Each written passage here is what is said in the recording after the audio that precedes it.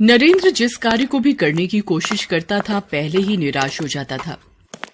कोई कारोबार शुरू करने से पहले ही उससे प्राप्त फल के बारे में सोचने लगता था। एक दिन, अरे नरेंद्र, रहने दे, ये पंसारी की दुकान खोल तो ली है, पहले खुद तो आटे दाल का भाव पता करना सीख ले। अगर ये दुकान न चली तो मेरे सारे लगे पैसे बर्बाद हो जाएंगे। नरेंद्र वहीं हिम्मत हार गया और कुछ दिनों बाद उसने वो काम बंद करके दूसरा काम शुरू कर दिया। अरे नरेंद्र भैया, दूध की डेयरी खोलकर तुमने गलत व्यापार चुन लिया। गांव में पहले ही बहुत पुराने भैंसों का दूध देने वाले काम खोलकर बैठे हैं। कह तो ये ठीक रहा है, मैंने जल्दबाजी में तो ये काम शुरू नहीं कर लिया। नरेंद्र कुछ ही दिनों में दूध बेचने के काम से ऊब गया। उसने वो काम भी बंद कर दिया। रत्ना, मैं क्या करूं? कोई काम करने लगता हूं तो घबरा जाता हूं। पता नहीं काम चलेगा या नहीं, मुझे समझ नहीं आ रहा। जीवन मेरे सामने ऐसी परिस्थितियां क्यों खड़ी कर रहा है? मुझे तो लगता है मेरे जैसे नाकामयाब व्यक्ति के जीवन का कोई मूल्य ही नहीं। अरे आप चिंता मत करो, सब ठीक हो जाएगा। भगवान पर विश्वास रखो, वो कोई रास्ता जरूर दिखाएंगे। रत्ना, मैं देखता हूं कोई और काम समझ आ जाए जो मैं कर पाऊं। नरेंद्र निराश मन लेकर गांव में निकल पड़ा। तभी उसकी नजर एक पेड़ के आसपास बैठे कुछ लोगों पर पड़ी। ये लोगों की भीड़ किस लिए लगी हुई है? भैया, ये भीड़ कैसी है? भैया, वो पेड़ के नीचे महात्मा बुद्ध संगत को उपदेश दे रहे हैं। अपने उपदेशों के द्वारा वो सभी लोगों के मन के उलझन भरे सवालों का उत्तर देते हैं। नरेंद्र भी लोगों के बीच बैठ जाता है। महात्मा बुद्ध के मुख पर अद्भुत तेज था। लोग उनकी शरण में अपनी समस्याओं का हल पूछने आए थे।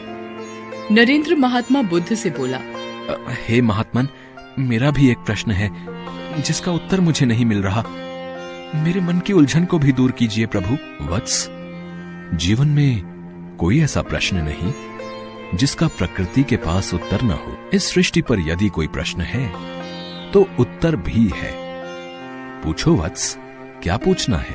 प्रभु, आखिर इस जीवन का मूल्य क्या है? हम अपने जीवन के मूल्य को कैसे आंक सकते हैं? वत्स, मैं तुम्हारे प्रश्न का उत्तर दूंगा। पहले तुम इस पत्थर का मूल्य पता करके आओ, लेकिन ध्यान रहे इस पत्थर को बेचना नहीं। नरेंद्र उस पत्थर को लेकर बाजार जाता है। भैया, इस पत्थर का मूल्य क्या होगा? तरबूज वाला पत्थर को उलट पलट कर देखता रहा। मैं इस पत्थर के बदले तुम्हें 5 तरबूज दे सकता हूँ, बोलो दूं क्या? नहीं, मुझे इसे बेचना नहीं है। मैं तो बस आपसे इसकी कीमत जान रहा था। शुक्रिया भैया, शुक्रिया। नरेंद्र पत्थर को हाथ में लिए आगे सब्जी मंडी में एक सब्जी वाले के पास पहुंचा। ओ सब्जी वाले भैया, क्या इस पत्थर का मूल्य बता सकते हो? इस पत्थर के बदले हैं? दिखाओ, जरा दिखाओ, देखूं कौन सा पत्थर है। एक काम करो भैया जी, इसको मुझे अगर तुम दे दो तो बदले में मैं तुम्हें 2 बोरी आलू और 2 बोरी प्याज दे सकता हूं। बोलो चाहिए क्या? भैया लाओ, ये पत्थर वापस दो, मैं तो बस इसकी कीमत जान रहा था। नरेंद्र आगे एक सुनार की दुकान पर पहुंचा और सुनार को वो पत्थर दिखाने लगा। इस पत्थर की चमक को देखकर लगता है कोई लाखों का पत्थर है। देख भाई, इसके मैं तुझे 30 लाख रुपए दे सकता हूँ, बोल मंजूर है? नहीं, मैं इसे बेचने नहीं लाया, बस आपसे इसका मूल्य पता करना था। अरे रुक तो सही। चल, 1 करोड़ में सौदा पक्का है? नहीं, मैं चलता हूँ, धन्यवाद। नरेंद्र आगे चलता रहा। उसे कुछ समझ नहीं आ रहा था कि पत्थर का असली मूल्य कौन बताएगा। तभी उसे एक जौहरी की दुकान दिखी।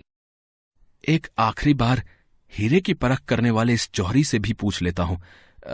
महाशय, क्या कृपया करके आप इस पत्थर का सही मूल्य बता सकते हैं? मैं काफी जगह पर गया, पर अभी तक शायद कोई भी इसका सही मूल्य नहीं बता पाया।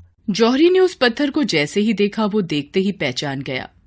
अरे भैया, ये तुम्हें कहां से मिला? ये तो बेशकीमती रूबी है। अगर सारी कायनात और सारी दुनिया भी बेच दो तो भी इसकी कीमत नहीं लगाई जा सकती। ये तो अनमोल है।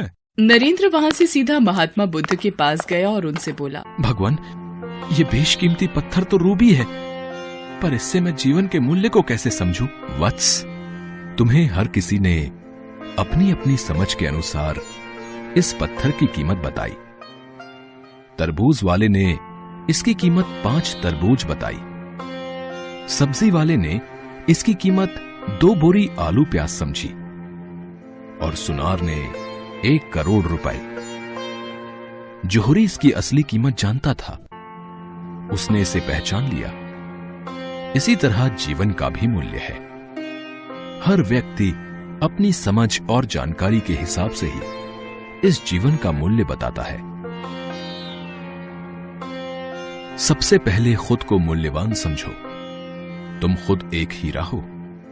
तुम खुद एक हीरा हो जो बेशकीमती है। यदि तुम्हारे लिए स्वयं के जीवन का कोई मूल्य नहीं, तो सामने वाले की नजरों में भी तुम्हारी कोई कीमत नहीं रहेगी। अपने आप को मूल्यवान बनाओ। जब व्यक्ति अपने किए कार्यों से मूल्यवान हीरा बनता है, तो उसका सही मूल्य पहचानने वाला जौहरी भी मिल ही जाता है। महात्मा बुद्ध की ये बातें सुनकर नरेंद्र को समझ आ गया था कि ईश्वर ने जो उसे धरती पर जीवन दिया है, यदि वो उसका सही उपयोग करे तो उसके जीवन का मूल्य वो स्वयं जान जाएगा। महात्मा बुद्ध से शिक्षा लेकर नरेंद्र खुशी खुशी घर आ जाता है और रत्ना को महात्मा बुद्ध द्वारा प्राप्त ज्ञान की सारी बात बताता है। नरेंद्र को खुश देखकर रत्ना भी बहुत खुश होती है। नरेंद्र अपने व्यापार को मन लगाकर करता है और फिर उसे अपने द्वारा किए कार्य में पूर्ण सफलता मिलती है।